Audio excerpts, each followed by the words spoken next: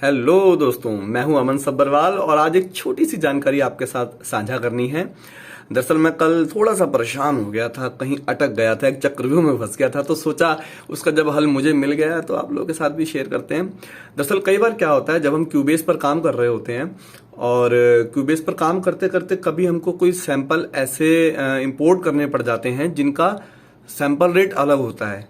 कोई टोन का सैंपल या कोई लूप या कोई भी ऐसी चीज हम इंपोर्ट कर लेते हैं जिसका सैंपल रेट अलग होता है हमारे प्रोजेक्ट से। ठीक है, तो जब ऐसी दिक्कत आ जाती है तो जब हम उसको इंपोर्ट करते हैं तो वो थोड़ा अलग सा साउंड करने लग जाता है। मान लिया आपका प्रोजेक्ट जो है वो 48,000 सैंपल रेट पर है, 48,000 पर है, और आपने उसमें इंपोर्ट कर दी कोई एक ऐसी फाइल। मैं आपको देखिए अपना सेशन खोल के दिखा रहा हूं। तो अभी तो खैर ये सब ठीक हो चुका है, इसका बहुत बड़ा एक रायता फैल चुका था। सो वो रायता मैंने कैसे कंट्रोल किया है मैं आपको अपनी ही भाषा में समझाने का प्रयास करूंगा। बहुत ज्यादा टेक्निकल नहीं चलेंगे, है ना, क्योंकि मुझे पता है मेरे जैसे और बहुत सारे म्यूजिशियन ऐसे हैं जो अक्सर फंस जाते हैं इन चक्रव्यूहों में।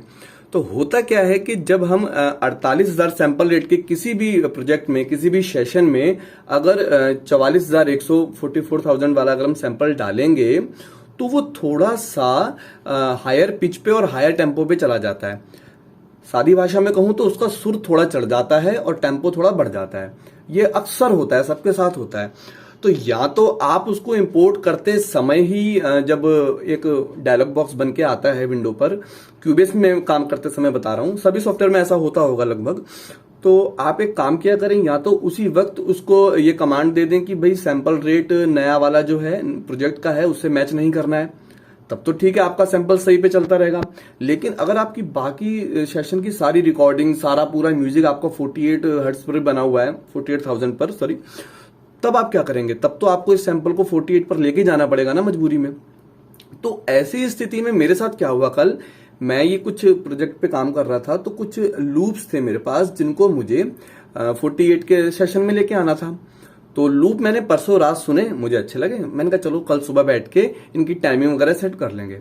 अगली सुबह जब मैं काम करने बैठा तो मैंने वो पिछली रात वाले जो सुने थे ना, उसका पिच मेरे माइंड में नहीं था, जाहिर सी बात है। तो मैंने सीधे इंपोर्ट किया और काम करना शुरू कर दिया।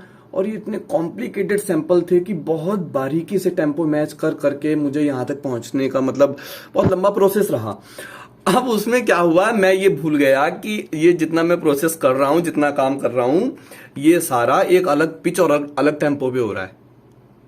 आप समझ रहे मेरी बात? जो ये सारे सैंपल 44,100 हर्ट्ज की सैंपल रेट पर रिकॉर्डेड थे पहले के कहीं के, और अब जब मैं इन पे काम कर रहा था तो ये 48 हर्ट्ज पे कर रहा था मैं, 48,000, सॉरी, बार बार मुंह से निकल रहा है। सो उसके बाद जब मैंने पूरा काम कर लिया, पूरा दिन लगा मुझे उसको सारे सैंपल्स को अलग अलग एकदम टाइमिंग में बिठाने में और उनकी जो लास्ट के कॉर्नर्स बच जाते हैं उनको सही करने में, मतलब बिल्कुल टेम्पो मैच करा के उसे म्यूजिकल मोड में मैं ले आया कि अब किसी भी टेम्पो पर वो शिफ्ट हो सकते हैं।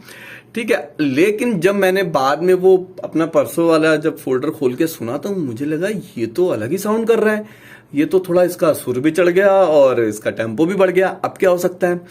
अब ये 48,000 वाला जो मेरा प्रोजेक्ट था, इसमें मैं सारे सैंपल्स को बाउंस कर चुका था, सबको मैं रेंडर कर चुका था, आप समझ लीजिए। अब मैंने इस सेशन को दोबारा से कोशिश करी कि मैं इसको 44,100 पर ले आऊं, लेकिन वो बात ही नहीं बन रही। तो फिर मैंने क्या किया, इनको एक नए 44,100 वाले में मैंने नया सेशन बना के और उसमें इंपोर्ट किया, उसमें भी बात नहीं बनी। फिर मैंने एक्सपोर्ट करके अलग अलग करके उसको दोबारा इंपोर्ट करने की कोशिश करी, तो वो तो एक बार और सेम प्रोसेस लग गया उसके ऊपर, मतलब सैंपल रेट एक बार फिर ज्यादा से कम पे आ गया, तो और गड़बड़ हो गया काम।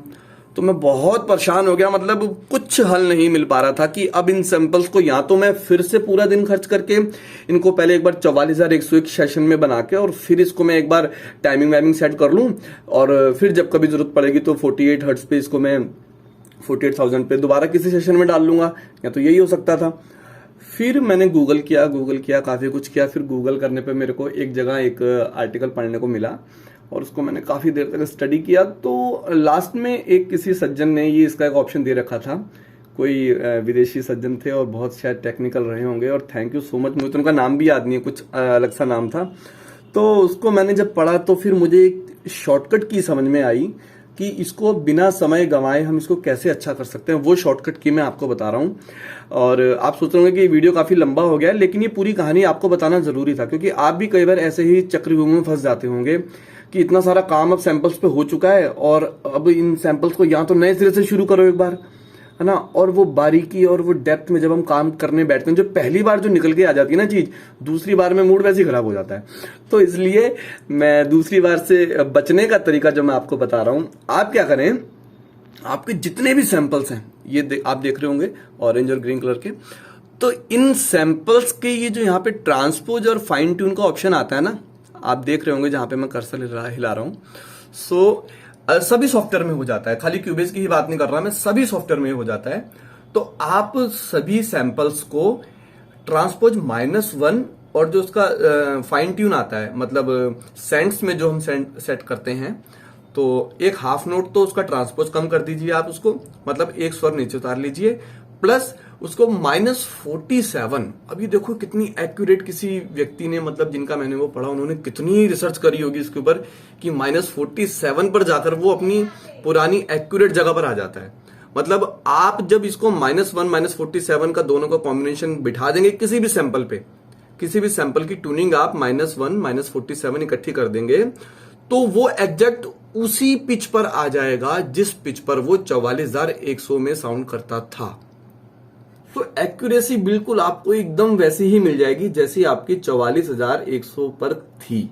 सो ये पहले तो मुझे लगा कि ऐसा होगा या नहीं होगा, लेकिन जब मैंने कल किया तो समझो कि मुझे एक वरदान मिल गया, मेरे पूरे दिन भर की मेहनत बच गई। और आप भी ट्राई करके देखिए, यदि कभी ऐसे फंस जाएं आप और बहुत सारा काम कर चुके हों, आगे निकल चुके हों, किसी रास्ते पर आगे निकल जाएं, जितना आगे निकल जाएं फिर उतना वापस आने में भी उतना टाइम लगता है। सो इसलिए ये बहुत शॉर्टकट और बहुत एक सिंपल सा तरीका है, खाली उसको आप माइनस में ट्रांसपोज कर लीजिए, -1 और -47 लगभग जो भी इसकी एक्यूरेसी आएगी। आप एक बार सुन के फिर भी चेक कर लीजिएगा, कभी हो सकता है किसी सैंपल में -47 की बजाय वो -45 पर आ जाए या -49 पर आ जाए, 1-2 सेंट का फर्क रहेगा, इससे ज्यादा नहीं रहेगा। और रही बात टेम्पो की, टेम्पो को तो आपको पता ही है, यहाँ पर म्यूजिकल मोड में जाके उसको आप मैच कर लें, जो आगे म्यूजिकल मोड आता है यहाँ पर मैच कर लें। अगर आप एबलटन पर काम कर रहे होंगे तो वहाँ ऑडियो को रैप करने का ऑप्शन आ जाता है, और सभी सॉफ्टवेयर में हो जाता है टेम्पो मैच। तो टेम्पो मैच कोई इतना बड़ा इशू नहीं है, लेकिन ये जो पिच नीचे करके और ऊपर करके वाला ये जो फंडा है, ये मैं आपको बताना चाह रहा था। और फिलहाल मेरे सारे सैंपल्स अपने पुराने ही स्वर पे आ चुके हैं, रूट नोट जो उनका था उसी पर आ चुके हैं। और एक चीज, आपको सारे सैंपल्स अलग अलग करने की जरूरत नहीं है, सारे ऐसे एक बार में इकट्ठे सेलेक्ट कीजिए और फिर यहाँ पर ये येलो हो जाता है क्यूबेस में, दैट मीन्स आप मल्टीपल सैंपल्स पे काम कर रहे हैं, मल्टीपल इवेंट्स पे काम कर रहे हैं। सो ये अब सब पे काम करेगा, यहीं से आप -2 -1 जितना मर्जी कर सकते हैं। सो दोस्तों ये थी छोटी सी जानकारी मेरे सेशन की, और ये मैं सैंपल आपको सुना इसलिए नहीं सकता क्योंकि थोड़ा कॉपीराइट का इशू है। आप समझ गए होंगे, जो लोग क्यूबेस पर काम करते हैं या डॉ पर काम करते हैं वो लोग सब समझ गए हैं कि ये क्या फंडा है।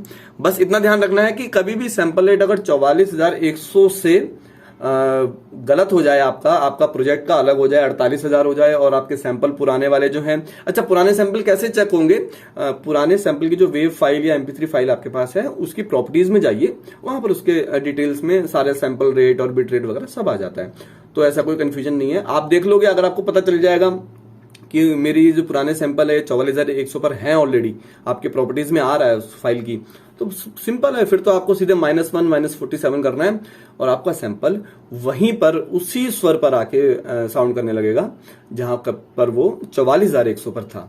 और सेशन आपका ऑलरेडी ये है 48,000 पर, तो जो बाकी रिकॉर्डिंग सब बाकी म्यूजिक पार्ट जितना भी आपने 48,000 पे रिकॉर्ड कर रखा है वो भी आपका वैसे ही काम करेगा, और आपके ये सैंपल भी उन्हीं के साथ जाके मैच हो जाएंगे। तो दोस्तों ये थी छोटी सी जानकारी, उम्मीद आपको अच्छी लगी होगी, और बस मिलते हैं अगली बार ऐसी किसी वीडियो में, कहीं और फंसेंगे किसी और चक्रव्यूह में तो उसमें से निकलेंगे। शुक्रिया।